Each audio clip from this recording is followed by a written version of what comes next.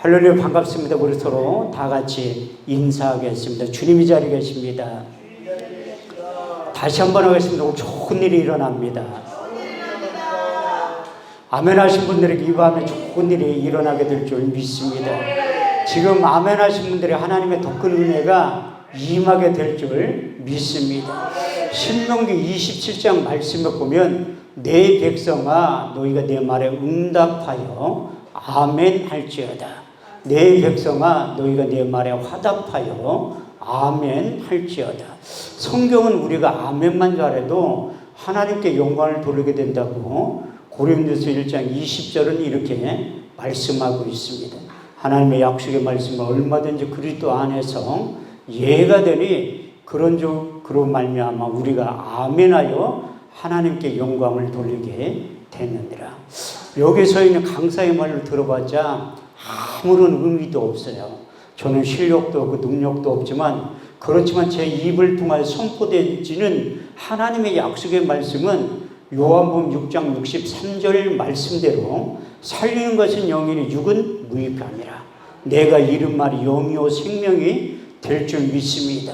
더 나아가 시편 107편 20절에서 21절 말씀을 보면 저가 그 말씀을 보내 저희를 고치사 이경에서 건져 내신도다. 주의 인자하심과 인생에 행하신 기이한 일들을 인하여 주를 찬송하게 된다고 하신 약속의 말씀이 그대로 이루어지게 될 줄 믿습니다. 하나님은 지금도 예배자들을 찾고 계세요. 우리 주님께서 사마리아 여인에게 찾아가셔서 예배 민주화를 시킨다면 아주 이런 유명한 말씀을 하셨는데 요한복음 4장 23절에서 24절 말씀을 보면 하나님께 참으로 예배하는 자들은 신령과 진정으로 예배할 때가 오나니 지금이 곧 그때라. 아버지께서는 자기에게 예배하는 자를 찾으시니라. 하나님은 영이시니 예배하는 자가 신령과 진정으로 예배를 드려야 된다고 말씀하셨고 그 예배라는 단어가 처음에 어디에 등장하냐면 창세기 22장 5절에서 6절 말씀을 보면 내가 아이와 저기 가서 예배하고 너에게 돌아오리니 이에 아브라함이 번제의 나무를 가져다가 그 아이 이삭에게 지이고 자기는 손에 칼과 불을 가지고 그 아이와 동행했다고 말씀하고 있습니다. 창세기 25장 5절에서 6절 말씀에 그 예배라는 단어가 처음 등장하는데 히브리 원문에 보면 두 가지의 뜻을 내포하고 있습니다. 샤라는 그 낱말의 뜻인데 무릎 꿇고 하나님 앞에 복종하다.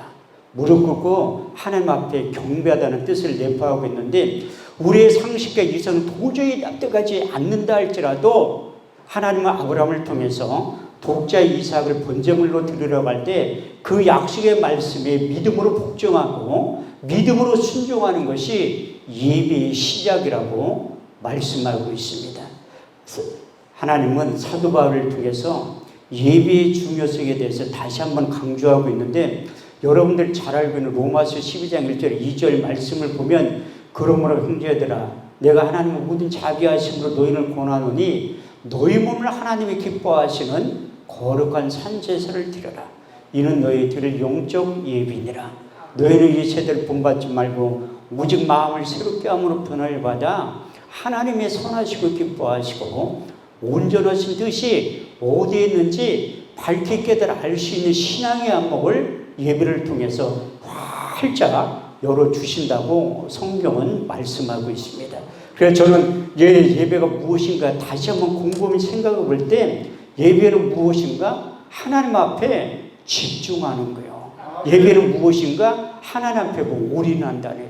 제가 우리나라에 많은 목사님들이 계시지만 행복 지수가 가장 높은 목사님이 누구일까 곰곰이 생각해 본 적이 있습니다. 저는 3등 안에 들어가는 것 같아요. 저도 일반 목사님들보다 누구보다도 예배를 많이 드리는 목사 중에 한 사람인데 여기 와서 보니까 엄마 목사님 나보다 예배를 훨씬 많이 드리더라고요.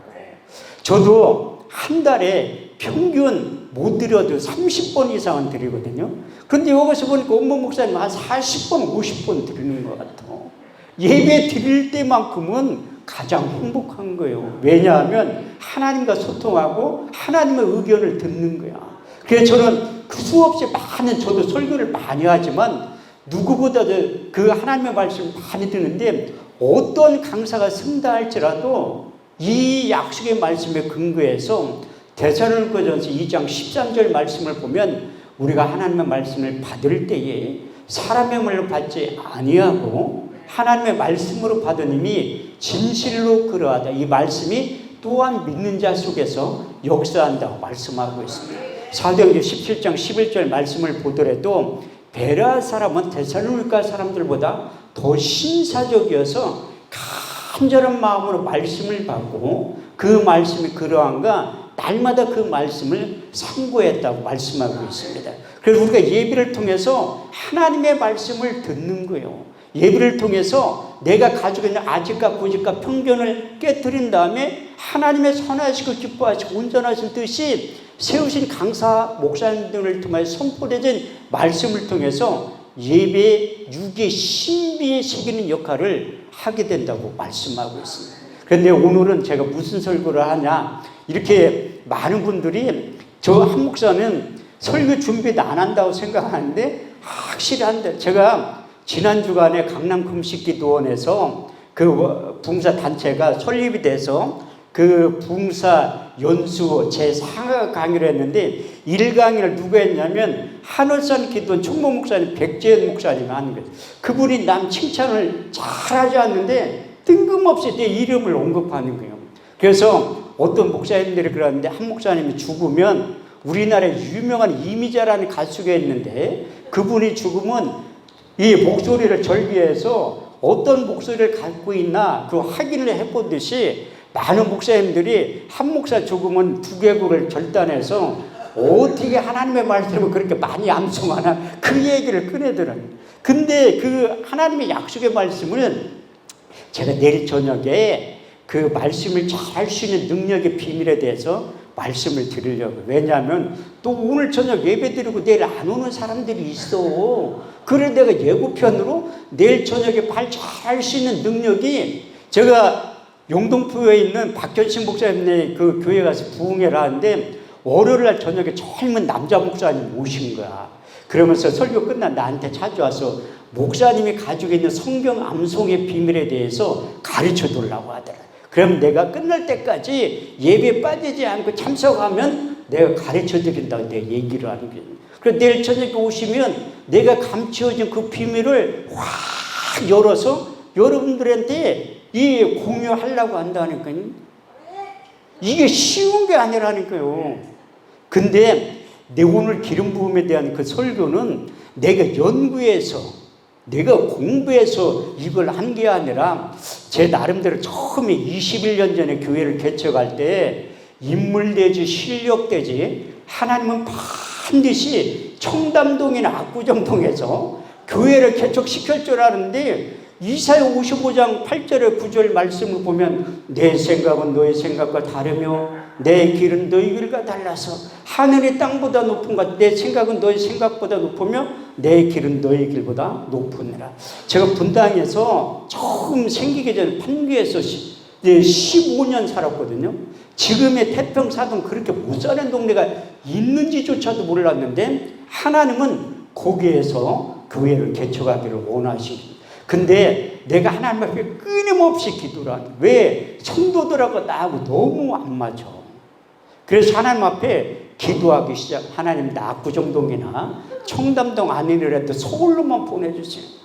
8년 만에 응답받았더니 8년 만에. 근데 하나님이 교회 이전시키는 방법이 두 가지가 있어요. 첫 번째는 교회가 폭발적으로 부흥이 돼서 교회를 이전하는 것과, 두 번째는 보증금 다 까먹고 길거리를 놔놓는 거야. 나는 후자여 전자이면 얼마나 좋겠어. 근데 이 보증금 다 까먹고 길거리로 남게 쓰는 것도 하나님이 교회에 이전하는 방법 중에 한 가지라는 거예요. 제가 그렇게 돈 한 푼도 없으니까 의지할 분 한 분이 딱 떠오르더라. 위에밖에 쳐다볼 게 없어요. 차라리 없으면 기도하게 돼 있다니까. 없으면 하나님이 필요한 것만 딱 주는 거예요. 내가 그 간증을 하려고 하는 게 아니라 교회를 이전을 하는 거예요. 거야. 8년 만에 응답 받고. 그래서 지금의 신림 팔동으로 이사를 갔는데 매일매일 저녁 때 예배를 드린 거야. 그 이전 예배 드리자마자 40명의 강사를 모셔가지고 부흥회를 한 거예요. 부흥회. 국민일보 350만 원짜리 외상으로 할부로 끊은 다음에 40명의 강사를 초청해서 매일매일 예배를 드린 거야. 개척교회가 살아남는 방법은 예배 외에는 없어요. 그런데 이제 40일을 지나니까 이 강사를 줄 돈이 없는 거야. 그래서 섭외를 했지. 우리나라에 설교를 가장 잘하고 강사를 받지 않는 자비량으로 설교할 수 있는 강사를 섭외를 하는 거예요. 그분이 누군가였냐면 한금천 목사라고 전혀 강사라 줄 필요 없는 제가 강사로 쓴 거예요. 그래서 주일날 저녁 때 설교를 시작해서 토요일날까지 한 거예요. 토요일날까지. 근데 참 신기한 게 매일매일 예배를 드린 거야. 저는 한 목 놓고도 부흥회를 잘하는 이유가 무엇인가 하면 우리 집사람 한 목 놓고 6개월을 설교를 하는 거야. 그러니까 이 훈련 과정이 다 필요하다니까. 그때 하나님이 사무엘상 3장 11절, 사무엘상 3장 21절 말씀을 보면 여호와께서 사무엘에게 이르시되 내가 이스라엘 중에 한 일을 큰 일을 행하리니 그것을 듣는 자마다 두 귀가 울리게 된다는 거예요.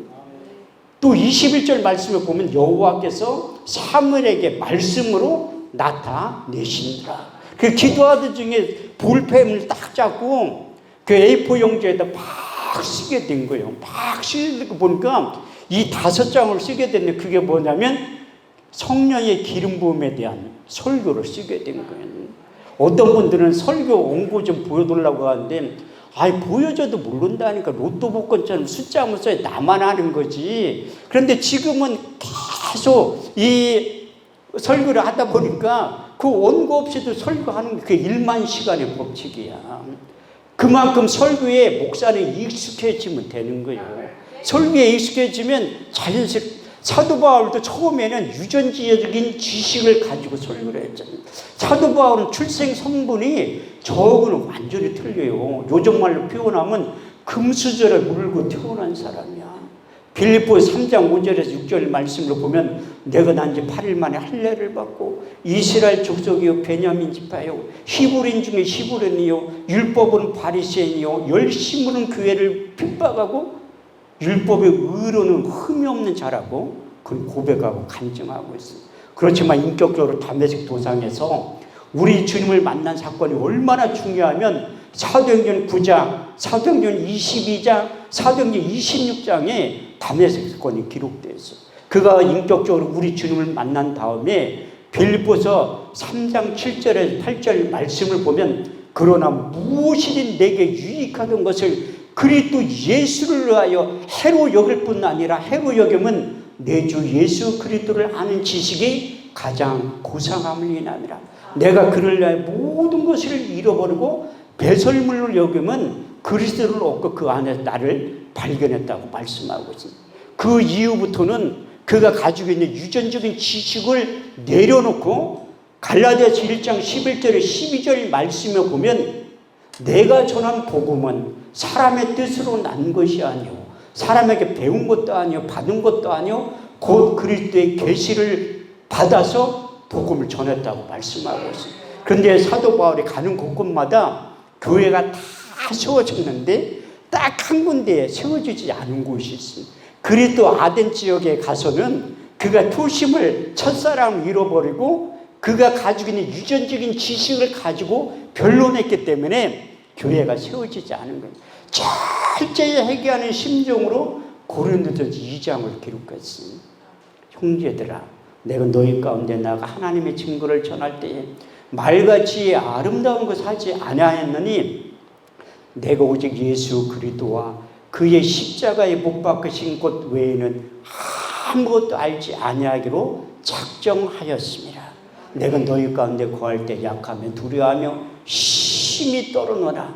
내 말과 내 전도함이 지혜의 권하는 말로 하지 아니하고 다만 성령의 나타남과 능력으로 하여 너희 믿음이 사람의 지혜에 있지 않고 하나님의 능력 가운데 있게 하려 하였느라.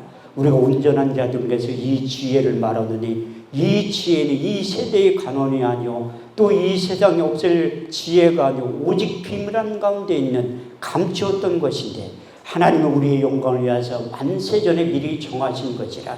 이 지혜는 이 세대의 관을 하나도 알지 못하였나니 만일 알았더라면 영광의 주를 십자가에 못 박지 아니하였으리라. 기록된 바 하나님을 자기를 사랑하는 자들을 하여 예비하신 모든 것은 눈으로 보지 못하며 귀로도 듣지 못하며 또 마음으로도 생각지 못하였던 같으니라.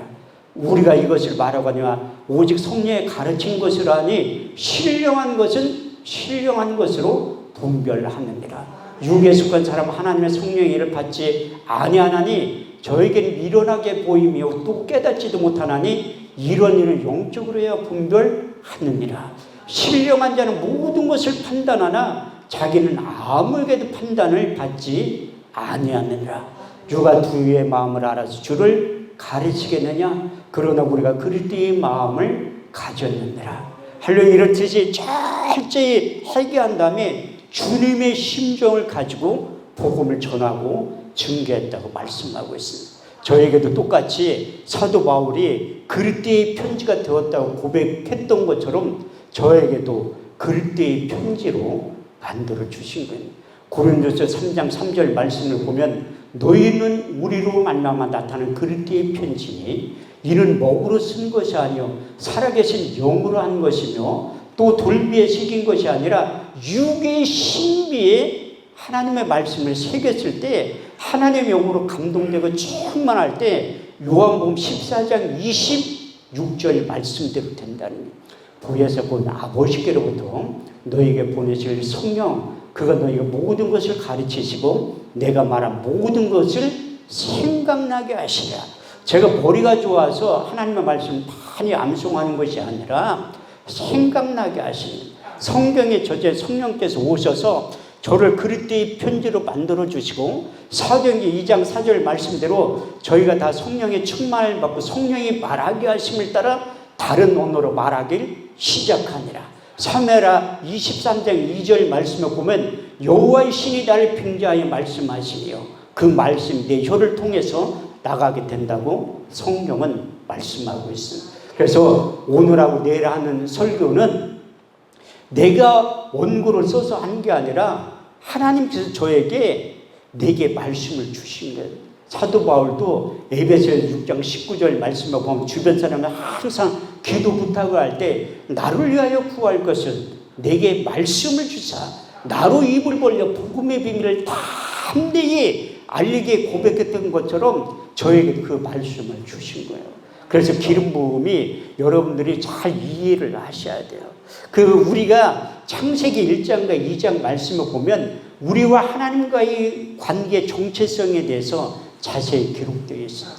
창세기 1장 27절에 28절 말씀을 보면 하나님의 형상대로 사람을 창조하시되 남자와 여자로 창조하시고 그들에게 복을 주시며 이르시되 생육하고 번성하여 땅에 충만하라. 땅을 정복하라. 바다의 고기와 공중의 새와 땅에 움직이는 모든 생물들을 다스리시는 능력을 주셨다고 말씀하셨고 창세기 2장 7절 말씀을 보면 하나님은 흙으로 사람을 지으시고 그 코에 생기를 불어넣으시니 사람이 생명이 되었다고 말씀하고 있습니다.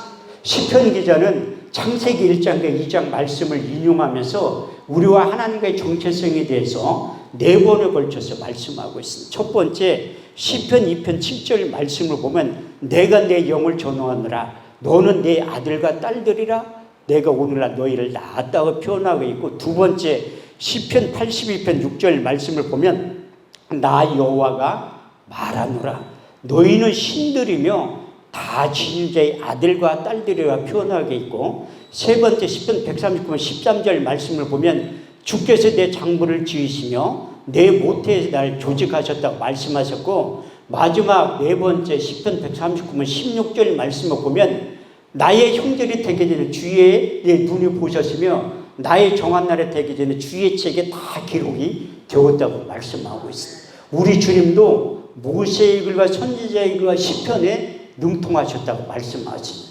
쉽게 얘기해서 구약 성경에 대해서 능통하셨다고 말씀하고 있었어요. 우리 주님께서도 이 말씀을 인용하시면서 우리와 하나님과의 관계에 대해서 요한복음 10장 34절에서 35절 말씀을 통해 정의를 내려주셨는데 너희 율법에 기록한 바 내가 너를 신이라 하지 아니하였느냐. 성경은 폐하지 못하나니 하나님의 말씀을 받은 사람들을 신적인 존재, 영적인 존재라고 표현하고 있습니다. 그렇지만 인간들이 범죄를 통해서 하나님의 영이 우리 육체 가운데 떠났다고 성경은 표현하고 있습니다. 창세기 6장 3절 말씀을 보면 여호와께서 가라사대 나의 영이 영원히 사람과 함께 하지 아니하리니 이는 그들이 육체가 됨이라. 그러나 그들의 나는 120년이 될 것이다. 그런 말씀을 하신다는 창세기 6장 5절 말씀을 보면 사람의 죄가 세상에 관영함과 그 모든 계획과 생각이 항상 악한 것뿐임을 아시고 사람 지으셨음을 한탄하셨다고 말씀하셨어요. 그래서 하나님의 영이 떠난 다음에 인간들은 육신적인 존재, 정신적인 존재만 남아서 하나님과 소통이 안 되고 불통이 된 거예요. 그래서 하나님께서 전략을 바꾼 다음에 이제 성령을 선지자를 통해서 부어주시면 약속하신 그 대표적인 선지자가 이사야 32장 15절 말씀을 보면 마침내 성령을 위에서부터 부어주리니 광야가 아름다운 밭이 되고 아름다운 밭이 살림으로 변하게 될 것이라. 여러분들이 잘 알고 있는 요엘서 2장 18절에서 19절 말씀을 보면 그의 내 신을 남종과 여종들에게 부어주리니 너희 자녀는 장래를 말할 것이요 너희 젊은 한 상을 보고 너희들 그런 꿈을 꾸게 될 것이다. 우리 주님께서도 보혜사 진리의 성령에 대해서 언급하셨는데 이제 제자들을 앉혀놓고 마지막 고별 설교할 때 그 진리의 성령에 대해서 4번에 걸쳐서 제자들에게 가르치기 시작. 첫 번째 요한복음 14장 7절에서 8절 말씀을 보면 내가 아버지께 구하겠으니 그가 또 다른 보혜사를 너희에게 주사 영원토록 너희와 함께 있게 하시리니 저는 진리의 영이라. 이 세상은 능히 저를 받지도 못하고 보지도 못할 것이라. 그러나 너희는 저를 안 하니 저희는 너와 함께 계시겠으면 또 너희 속에 계시겠습니다. 내가 너를 고아와 같이 버려두지 않냐고 너에게 다시 오실 것이라. 두 번째 요한복음 14장 26절 말씀을 통해서 보혜사 곧 아버지께로부터 너에게 보내줄 성령 그가 너에게 모든 것을 가르치시고 내가 말한 모든 것을 생각나게 하실 것이라. 세 번째 요한복음 15장 26절 말씀을 보면 아버지께로부터 너에게 보낼 보혜사 곧 아버지께로 나오신 진리의 성령이 오실 때에 그가 나를 증거하실 것이요. 그분이 오셔야지만 예수님에 대해서 자세히 가르쳐주고 예수님에 대해서 한 말을 생각나게 하신다. 그래도 깨닫지 못한 게 네 번째 요한복음 16장 7절 9절 말씀을 통해서 내가 실상을 말하느니 내가 떠나가는 것이 너희에게 유익이라. 가면 내가 보혜사를 너희에게 보내리니 그가 와서 죄에 대하여 의에 대하여 심판에 대하여 이 세상을 책망하시리라. 죄에 대하여 너희가 나를 믿지 아니하며 의에 대하여 내가 아버지께로 가서 너희가 나를 다지보지 못하며 심판에 대하여는 이 세상 임금이 심판을 받게 되었다고 말씀하셨습니다. 우리 주님께 영적인 설교를 하니까 제자들이 깨닫지를 못하는 그래서 결론을 내려주세요. 요한복음 16장 13절 말씀을 보면 그리 안에 진리의 성령이 오시면 너희를 모든 진리 가운데 인도하시니 그가 스스로 말하지 않고 듣는 것을 말하시며 장래일을 너희에게 가르쳐 주실 것이다. 그래도 깨닫지 못하니까 우리 주님께서 부활하셔서 이 땅에 40일 동안 계실 때 또 성령이 너희에게 임하게 될 것이다 약속하십니다. 사도행전 1장 4절에서 5절 말씀을 보면 사도와 같이 보이사 저에게 분바에 가라사대 예루살렘을 떠나지 말고 너희들 아버지의 약속하신 것을 기다려라. 요한은 물로 세를 베풀었으나 너희는 몇 달 못되어 성령으로 세를 받게 될 것이다. 이 말씀을 하시고 승천하시고 그 마음을 가져 전혀 기도에 힘썼을 때 선지자를 통해 약속하신 성령이 임할 때에 사도행전 2장 1절에 13절은 이렇게 말씀하고 있습니다. 오순절날 이미 이름이 저희가 다 같이 한 곳에 모였더니 호련히 하늘로부터 급하고 강한 바람 같은 소리가 있어 저희 앉은 온 집에 가득하며 불의 같이 갈라지는 건 저에게 보여 각 사람 위에 이마에 있더니 저희가 다 성령의 충만을 받고 성령이 말하게 하심을 따라 다른 방언으로 말하기 시작하니라. 그때의 경건한 유대인들이 천하 각국으로 와서 예루살렘에 우거하더니 이 소리가 나면 큰 무리가 모여 소동하여 가로되 보라, 이 말하는 사람들이 다 갈릴리 사람들이 아니냐? 우리가 각 사람이 나고 방언을 듣게 되면 어찌 되면요? 우리는 다 바데인가 메데인가 엘라인가 메소포타미아, 본도 아시아, 도리길라, 밤빌리아, 애국과 및 구레네에 가까운 리비아 여러 지방에 사는 사람들과 로마로부터 온 나그네 유대인과 유대교에 들어온 사람들과 그레데인과 아라비아인들이라 우리의 각 사람의 난곳 방언으로 하나님의 큰 일을 말함을 들었다고 말씀하고 있습니다. 성령이 떠난 다음에 성령 우리 육체 가운데 임한 다음에 이제 창세기 1장과 2장이 회복되어서 하나님과 불통해서 소통이 되었다고 말씀하고 있습니다. 근데 구약시대에는 모세를 통해서 거룩한 관유를 자세하게 가르쳐 주는 거예요. 그래서 거룩한 관유를 사람의 몸에 부을 때 이로부터 능력이 임하고 귀에 발랐을 때 지성물로 구분이 되었다고 말씀하고 있습니다.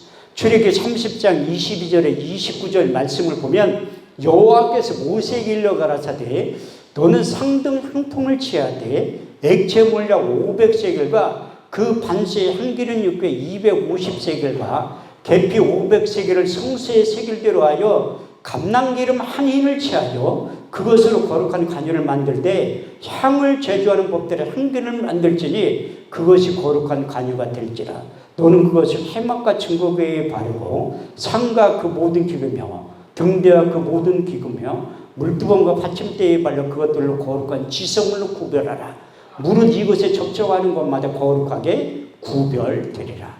그래서 구약시대에도 그 거룩한 관유가 칠해지고 발랐을 때 거룩한 지성물로 구분이 되었다고 말씀하셨고 이제 2024년도를 살아가는 우리에게도 이 대전 아름다운 기둥에 있는 물건이라고 하는 게 아니라 보이지 않는 거룩한 관유가 칠해지고 발라졌기 때문에 성물이라고 하는 이유가 바로 거기에 있어요. 그래서 여러분들이 이 기도원 안에 있는 것은 다 하나님의 선물이기 때문에 종이컵 하나라도 소중하고 귀중하게 여겨야 될 줄 믿습니다. 그런데 그 거룩한 이 관유를 사람의 몸에 부으면 이로부터 왕의 능력, 제사장의 능력, 선지자의 능력이 임하게 된다고 말씀하고 있습니다. 출애굽기 30장 30절 말씀을 보면 너는 아론과 그의 아들들에게 기름을 발라 그들로 거룩하게 하고 제사장의 직분을 행하게 된다고 말씀하셨고 열왕기하 9장 13절 말씀을 보면 기름병을 가지고 와서 그 머리에 부으며 이스라엘 왕이 된다고 말씀하셨고 열왕기상 19장 16절 말씀을 보면 엘리사의 기름을 부어 너로 대신하여 선지자의 직분을 행하게 된다고 말씀하고 있습니다. 그래서 구약시대에 거룩한 관유가 임했을 때 삶이 변하여 새 사람 된 사람이 있는데 그 대표적인 인물이 많이 있지만 시간 관계상 다윗이 기름 부음이 임한 다음에 그가 변해서 새 사람이 되었다고 말씀하고 있습니다. 그 첫 번째 사울왕을 하나님이 패하신 다음에 이제 사무엘 선지자를 통해 모세를 통해 만드는 거룩한 관유를 가지고 내가 지시하는 그에게 기름을 부으라고 당부하셨습니다. 우리가 하나님의 일을 많이 하는 것도 중요하지만 하나님이 동의하는 일이 하나님 일이라고 말씀하고 있어요. 그래서 이제 사무엘 선지자가 이새의 가정에 신방을 간 거예요.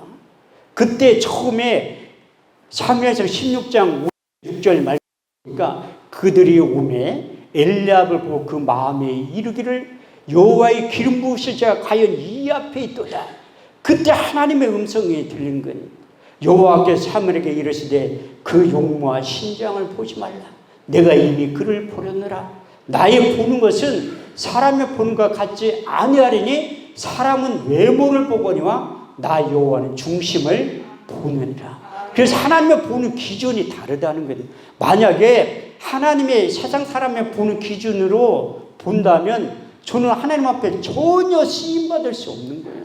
그렇지만 하나님께서 성경은 짝이 되는 말씀이 있잖아요. 사도 바울을 통해서 형제들아 너의 부르심을 보라. 육체를 따라 지혜 있는 자가 많지 아니하고 능한 자가 많지 않고 문벌 좋은 자가 많지 아니하도다. 그러나 하나님께서 세상에 미련한 것들을 택하사 지혜 있는 자를 부끄럽게 하시고 세상에 약한 것들을 택하사 강한 자를 부끄럽게 하신다고 말씀하고 있습니다. 그래서 하나님이 분명히 사무엘 선지자에게 내가 지시한 내게 기름을 부으라고 했는데 착각하는 거예요. 우리도 하나님의 영을 충만하지 않으면 어제까지 우리가 하나님의 일을 했으니까 이것도 하나님을 착각할 때가 많이 있다는 거예요. 왜? 하나님이 지시하는 것에 믿음으로 순종하는 것이 하나님의 일이라고 말씀하죠. 그래서 이제 이 하나님의 음성을 듣고 책망의 소리가 들리니까 두 번째 아들 아비담을 지나가는데도 하나님의 음성이 들리지 않아요. 세 번째 아들 삼마가 지나가는데도 하나님의 음성이 없어. 네 번째, 다섯 번째, 여섯 번째, 일곱 번째 아들이 지나가는데도 음성이 없어. 그래서 사무엘 선지자가 이새에게 내가 아들이 전부 이게 다냐니까 여덟 번째 아들이 있는데 들에 나가서 양을 치고 있다.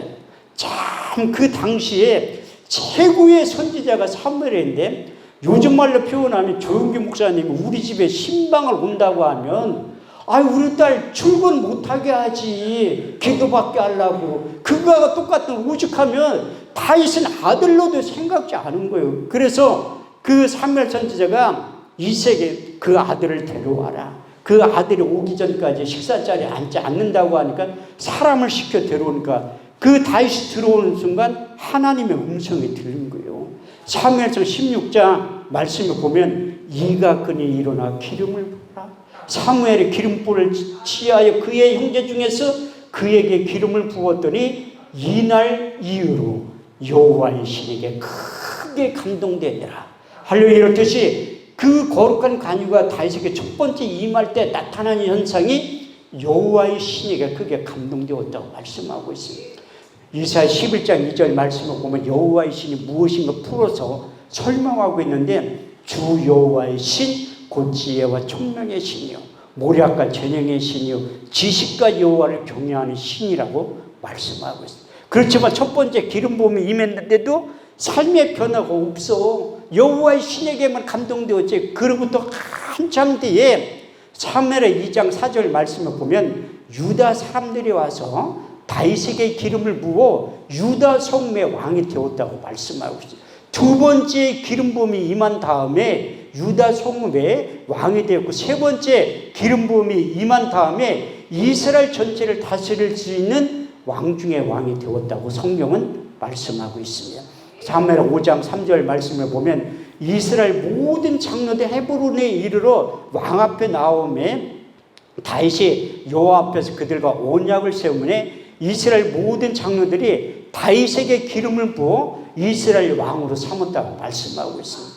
그래서 세 번째 기름 부음이 임한 다음에 다윗은 이스라엘 왕이 되었는데 성경은 다윗에 대한 평가에 대해서 이렇게 기록하고 있습니다.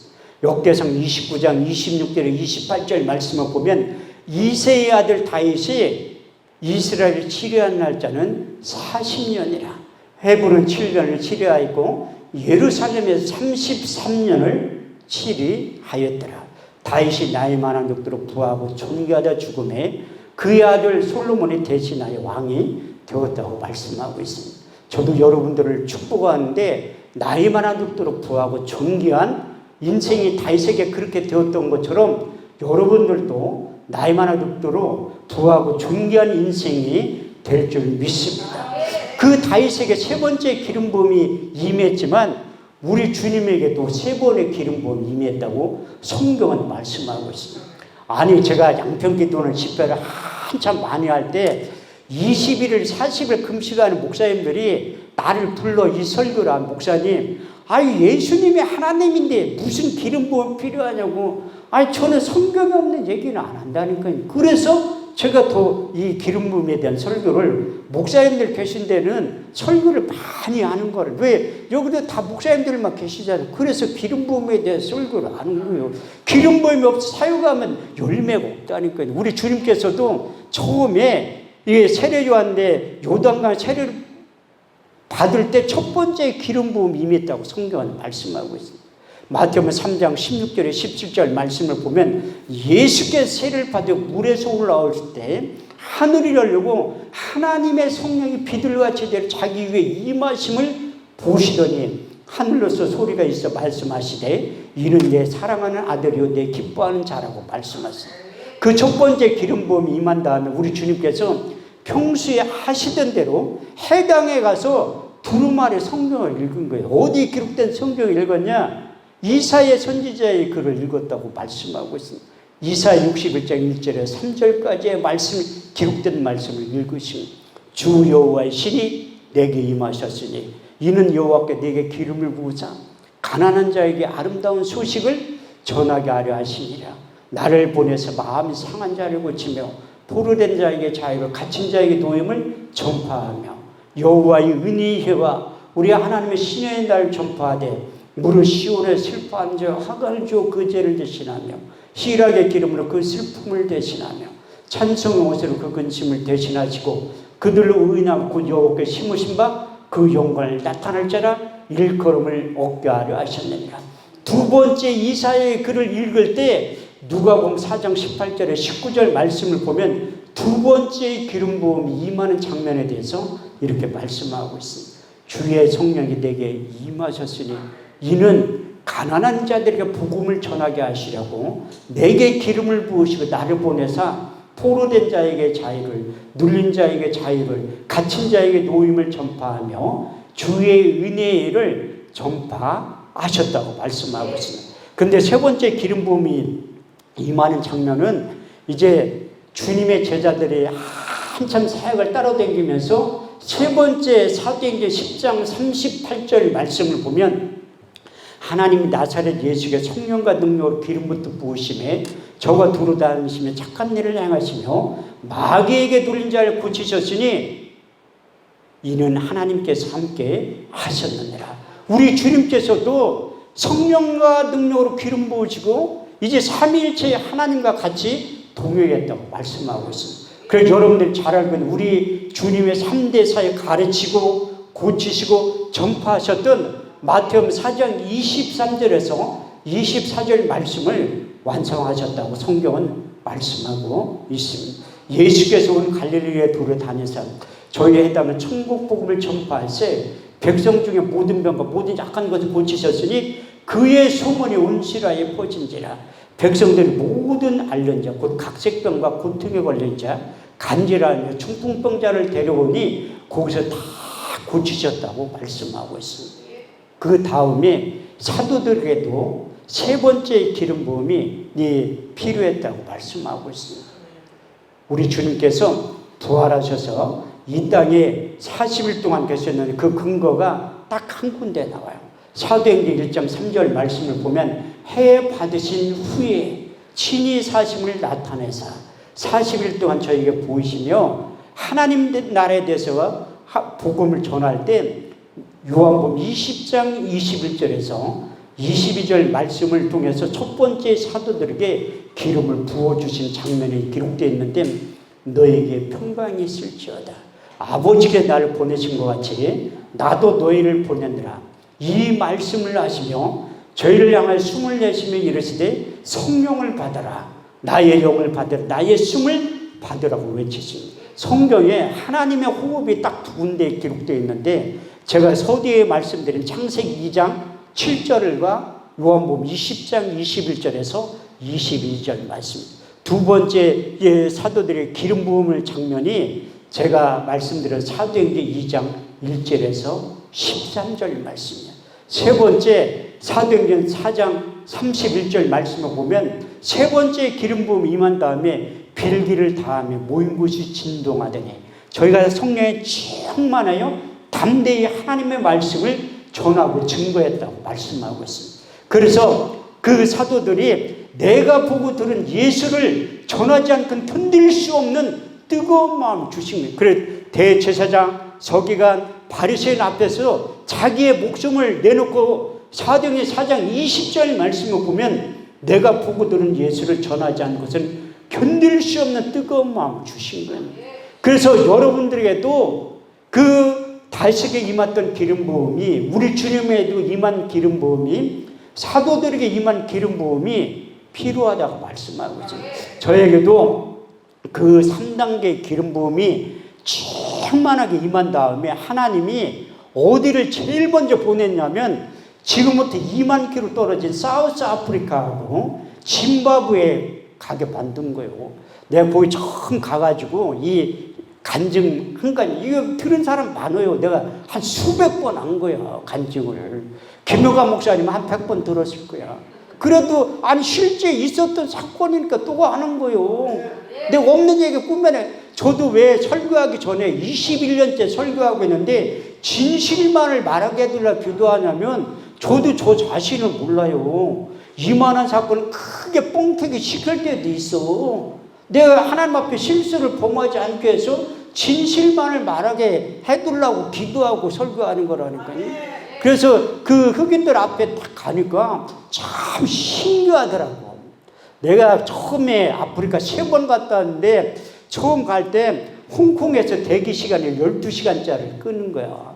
비행기 티켓팅을 싸게 하려고.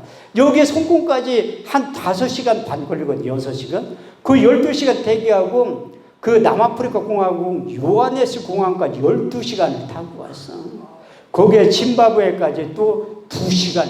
나는 3번 갔는데 갈 때마다 공항에 다 걸려. 동양 사람 보기가 힘드니까.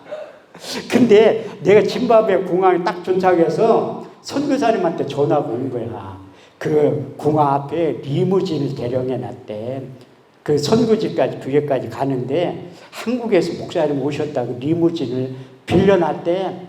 아, 이상하다. 이 아프리카 55개국은 가장 못 사는 나라가 짐바브웨인데 거기에서 무슨 리무진을 물려. 내가 딱 나가서 보니까 옛날 그 1톤 호로차였죠. 옛날 우리 어렸을 때 뒤에 사람들 짐식 고기야. 그 흑인들 못 먹는 사람들은 왜 이렇게 뚱뚱해 여자들이. 거기에 20명 타고 10시간을 간 거예요. 10시간. 3일 만에 갔다니까. 아이고 피곤하니까 잇몸이 들뜨기 시작한 거야. 그래서 내가 대학원 다닐 때 같이 공부했던 치과 원장님한테 전화를 했지. 아유 원장님 나 이거 잇몸이 다 들떠서 흔들린다니까 병원에 가래. 아이 그걸 누가 몰라. 돈이 있어야지 가지. 차도 없는데 어떻게 가. 그래서 한 달 동안 푹 참고 온데 내가 몸무게가 10kg가 빠진 거야. 집사람 인천공항에 나를 마중 나왔는데 옆에 있는데도 몰라. 10kg가 빠졌지. 얼굴은 원래요 그 선교사님 얘기하는 나 거기 3년만 있으면 흑인 된대. 얼굴 시커먼 사람 더 뜬다는 거야.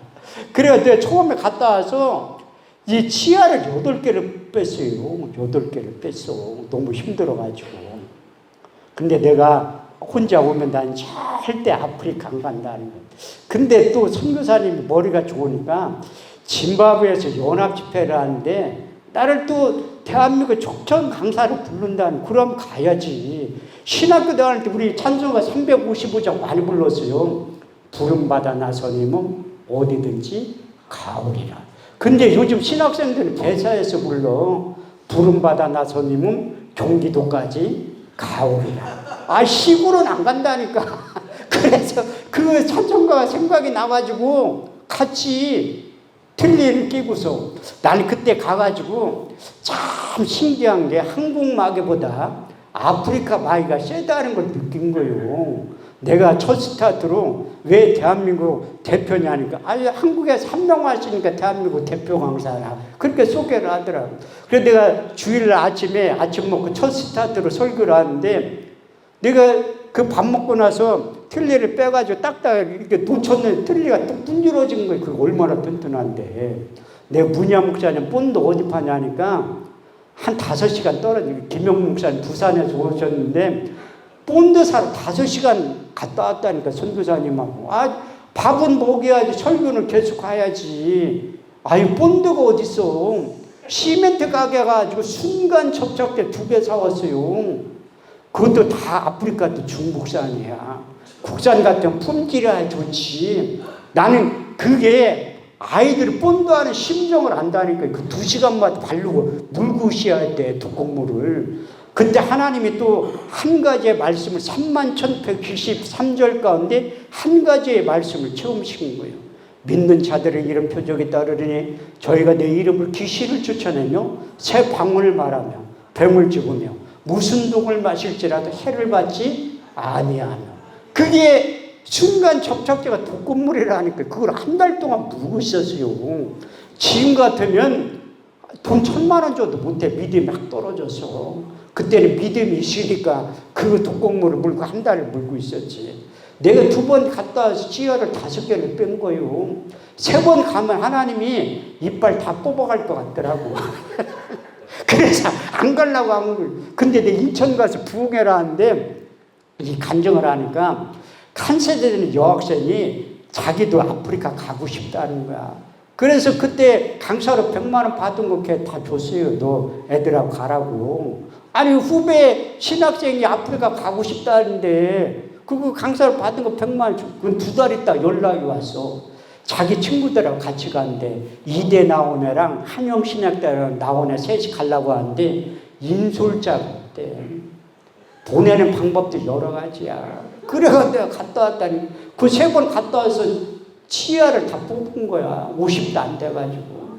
그래 내가 주여서를 크게 못해. 참은 틀리가 아유 안 껴보니까 보면 틀리가 좀 빠진다니까 주여서를 크게 하면. 그래 내가 주여서를 크게 못하는 거예요. 근데 내가 하나님 앞에 기도하기 시작하는 거예요. 하나님 이빨 다 뽑아갔으면 나 이거 틀리하니까 너무 불편하니까 임플란트 좀 심어달라고. 근데 제가 양평기도원에 설교를 115번 했잖아요. 얼마나 많이 했겠어요. 그만큼 많이 섬긴 거야. 한 15년을 섬겼으니까. 제가 주일날 저녁에도요 2년을 설교하라고. 눈이 오나 비가 오나 한 번도 안 빠졌어. 근데 갈라디아 6장 7절에 9절 말씀을 보면 스스로 속이지 말라. 하나님 만원이 여기를 받지 아니하시나니 사람이 무엇으로 심든지 그대로 거두리라. 자기 육체를 위하여 심냐 육체로부터 썩어질 것을 거두고 성령을 위하여 심냐 성령부터 용생을 거두리라. 우리가 손을 행하되 낙심하지 말지니 때가 이름에 거두게 되느니라. 요한계시록 22장 12절 말씀에도 내가 속효할 줄 상이 있는데 행한 대로 갚아주고 심은 대로 거두게 한다는 거예요. 내가 그만큼 섬겼으면 하나님 나 치아 좀 해둘라고.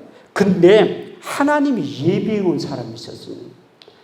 그 양평 금식기도원에서 연합집회할 때 한 사람이 1시간밖에 못하는데 그 당시에 일조 목사님 4번 했었거든요. 저는 적게 하면 6번하고 8번 했어요. 왜? 아유 엄기성 목사님 그렇게 하라고 하는 거예요. 은혜가 되니까 그렇게 오래 하라고 하지. 근데 어떤 자매가 금요일날 오전에 나를 찾아온 거야. 자기가 몇 장 몇 절 다 적었다는 거야. 확인을 다 해봤대. 주수하고 번지수가 틀리나 안 틀리나. 그러면서 자기도 머리가 좋은데 어떻게 하나도 안 틀리고 그렇게 할 수가 있냐는 거야. 그러면서 한참 있다가 연락이 온 거예요. 목사님 나 알죠. 내가 어떻게 알아.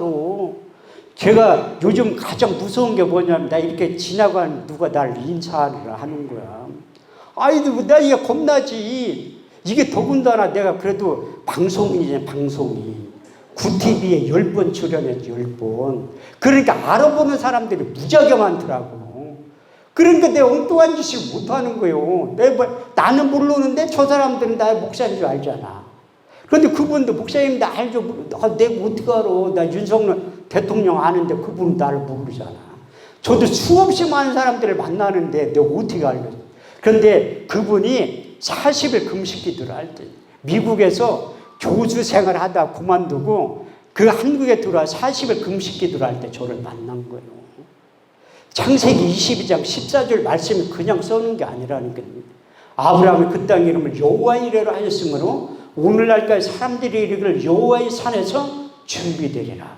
그분을 하나님께 예비해 놓으신 왔는데 자기 동생이 대장암 말기 환자로 죽어가는데 와서 한 번만 예비를 드려달라고 하는. 그래서 신방을 같이 딱 갔는데 다 가족들 소개를 하는데 6남매인데 박사위가 다 있대.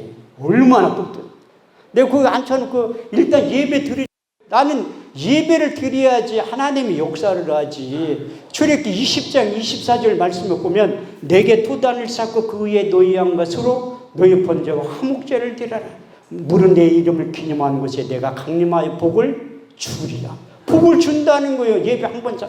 그래서 그 환자 그 소파에 누워놨는데 호딱 그 기저귀를 채워놓은 거예요. 복수가 차서. 그 미국에 있는 병원에서 못 고친다고 장례 치르려고 데려갔대요. 5시간을 설교를 한 거야. 나도 대단하지만 듣는 사람들은 더 대단해. 아니 설교를 들어야지 믿음이 생성이 되는 거예요. 이렇게 죽음에 대해서 1시간 설교하면서 아멘 소리를 무지하게 잘하는 권사님이 계시더라고. 내가 빼기 할 줄 아냐니까 곱하기 나누기도 할 줄 아는데 10편 90편 10절 말씀 우리의 연수가 70이요 강건함 80일지라도 그 연수의 자랑은 수고와 슬픔뿐이 신소기간이 우리가 날아가게 되나요. 권사님 80에서 본인 나이 한번 빼보세요. 몇 살이라고. 잘 들으세요. 하나님을 위해 충성할 기회가 남은 시간이 그거밖에 없다고. 제가 5시간 설교하면서 그 환자에게 기도하고 왔는데 일어나면 얼마나 좋아. 안 일어나는 거야. 그래도 저 나름대로 의대 출신이에요. 저도 의사협회 신의에 가서 설교할 기회가 가끔 있는데 내가 그 의사 선생님들한테 그래. 내가 가서 나도 의대 출신이라고 하면 자꾸 물어봐. 어디 나왔냐고. 내가 우리나라 제일 좋은 의대 나왔다고 얘기하지. 왜 믿어요 의사 선생님. 내가 그 의사 선생님들도 성경을 그렇게 암송을 많이 하려고 했는데 안 된대. 목사님 머리가 도대체 몇이네. 하도 내가 목사님들이 얘기해가지고 아이크 검사 한 번 받은 적이 있다니까 200 나왔어요. 200. 상당히 좋지 뭐래. 우리 딸하고 합쳐서 200이야. 내가 전도사님인데 머리 더 나쁘다니까. 근데 내가 워낙 당당하게 내 우리나라 제일 좋은 의대에 나왔다니까 뭐 서울대 나왔냐 연세대 나왔냐 뭐 고려대. 나는 그보다 훨씬 좋은 의대 출신이에요. 예수님이 만든 천국병원 의대 출신이라니까. 아이고 예수님 부른다 의사 면허증 다 나눠줬어요. 마태복음 10장 1절 말씀을 보면 예수의 제자를 부르심에 더러운 귀신을 쫓아내며 모든 병과 모든 약한 것을 고치시는 권능을 주셨느니라. 아이 제자들 준다면 우리도 예수님이 요한복음 14장 12절 말씀이 내가 진실로 너에게 이르노니 나를 믿는 자 나의 하는 일을 저도할 것이요 또한 이보다 큰 것도 하리니 이는 내가 아버지께로 감인니라. 그래서 내가 그 5시간 설교하고 나올 때 그 빽이 맞춘 권사님 따로 나오면서 목사님 치아를 자세히 보니까 틀니를 끼고 있대. 사실 내가 치과 원장인데 병원에 오시라는 거야. 그래야 내가 월요일날 갔죠. 딱 갔는데 그럼 오라고 하면 검사를 한 다음에 해줘야지. 자기 동생이 많이 좋아졌으니까 한 번만 더 예배를 드리러 가자. 그래서 예배 들어갔는데 설교 1시간 끝나거나 기도했는데 일어난 거예요. 놀라지도 않아. 김대성 목사님이 하도 환자들을 많이 고치니까 여러분들 저에겐 최초의 사건이라니까. 대장암 말기 환자가 일어났어요. 첫 마디가 그거야. 돈 좀 돌래 누나들한테. 왜 그러나니까 한 목사님 교회에 헌금 좀 하고 싶다. 그럼 돈을 많이 줘야지. 딸랑 10만 원 좀 어떻게 해. 그거 내 돈 보태가지고 교회에 조화 화분 2개 해놨어요. 근데 이게 영적인 세계를 받은 자가 물론 권사님이 목사님 돈 얼마나 들어갈지 몰라도 임플란트 다 심어드리겠습니다. 그렇게 얘기하고 제가 여러분들에 대해 자랑하려고 하는 게 아니라 이 간증도 내가 수동기도원 가서 이렇게 간증할 때 이태 목사님 들은 다음에 나를 부른 다음에 한 목사 이 간증은 꼭 해 어디 가서 부흥회할 때 그래서 하는 거예요. 아니 세계적인 부흥사가 그렇게 권면해졌는데 그 이빨 그 임플란트 일러서 신문 간증하라고 해서 하는 거라니까. 내가 설교를 더 많이 하면 싫어할 것 같아서 이것만 하고 이어서 내일 저녁에 설교를 하려고 해요. 왜? 연수곡도 재미있을 때 끊어야지 돼요. 내가 남경산 기도원이나 한월산 기도원에 집회할 때도 사람들 다 집에 갈 갭이 아쉬울 때 딱 끊는다니까요.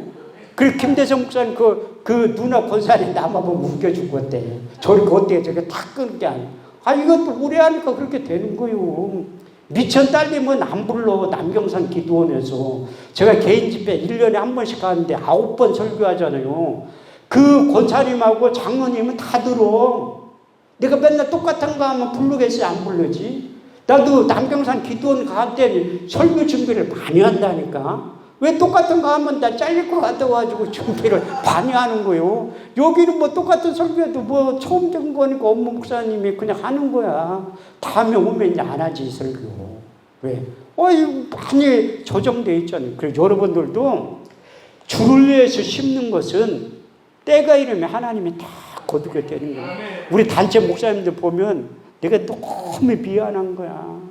왜? 제가 이 일도 발 앞에 무릎 꿇지 않은 7천 명의 사람들을 통해서 하나님이 세 판짜기 한다고 할 때 산청 큰 십자가 기도원 집회할 때 하나님이 찾아오셔서 너 이 일을 할 수 있겠냐 해서 새롭게 조직해서 하는 거예요. 한 달에 한 번, 두 번 이상 집회를 하는 거야.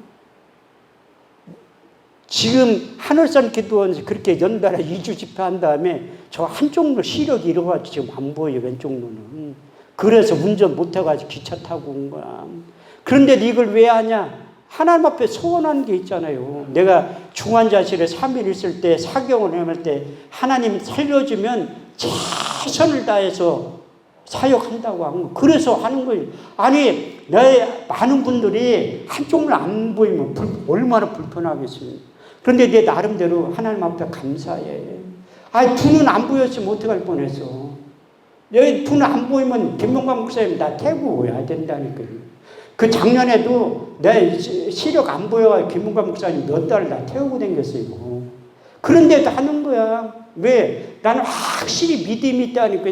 하나님 나 더 써먹으려면 이게 시력 안 이렇게 한다니까. 의사는 못 고친다 할지라도 하나님이 역사하면 다 고치는 거예요. 마태복음 19장 26절 말씀은 사람은 할 수 없대 하나님 다 하실 수 있느니라.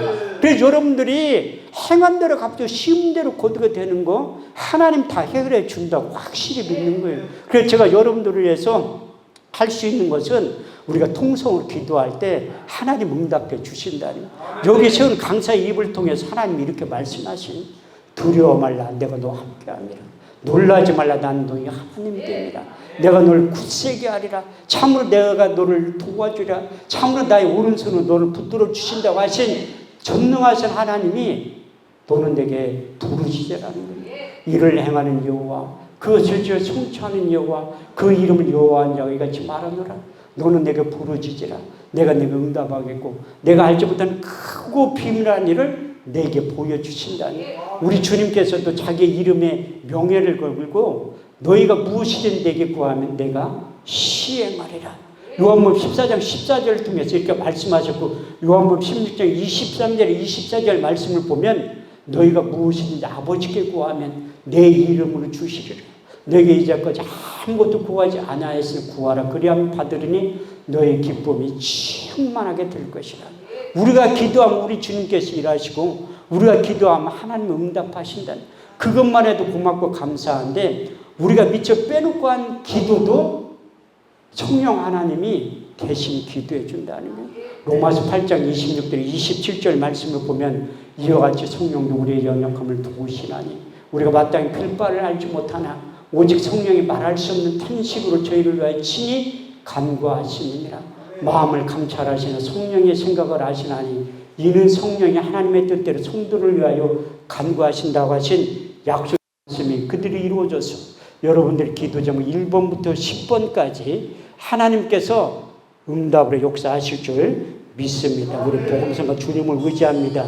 부른 다음에 통성으로 기도하겠습니다.